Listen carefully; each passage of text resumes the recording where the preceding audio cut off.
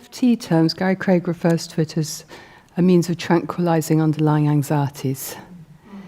And the thing is, it can be anything. It doesn't, I mean, we've got the obvious, we're going to have a play around with addictive cravings for chocolate in a minute. There are the obvious things like cigarettes, alcohol, drugs, that sort of thing. But there can be a lot more subtle. You can have addictive processes running for emotions. People can be addicted to being angry or depressed or whatever it is. The whole neurobiology can be addicted to that particular state.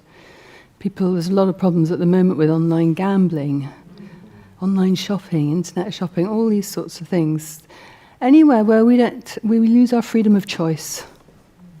We find ourselves, as you were saying, doing something again when it's already happened. It's too late for us to stop it that time. We say, oh, okay, I won't do it next time. I'm definitely going to stop doing this tomorrow, but tomorrow comes, and so we were talking about psychological reversal before.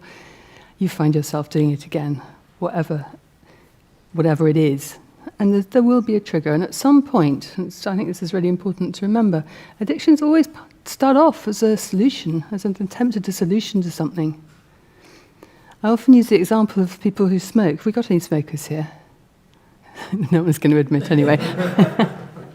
I often use the example of people who smoke because people tend to often take up smoking in their teens to belong, to be part of the group, part of the gang.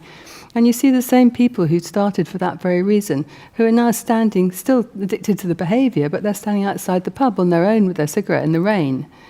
You know, it's the same behaviour, but completely different response, different results. So it's kind of outlived its purpose.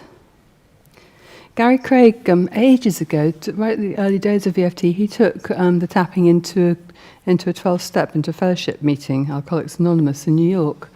And he was invited to give a short talk. And his talk was scheduled for the end of the evening. So after they'd all shared and they had a chair and things. And he noticed that, no one was drinking alcohol.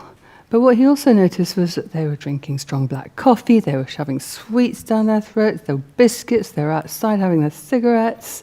And actually, whilst they were, in inverted commas, free of the alcohol, they just moved their addictions to something that's seemingly more healthy. But actually, the addictive drive was still operating. And they were still kind of imprisoned or trapped by it, albeit in a different way, maybe a slightly cheaper way or whatever. They didn't have freedom.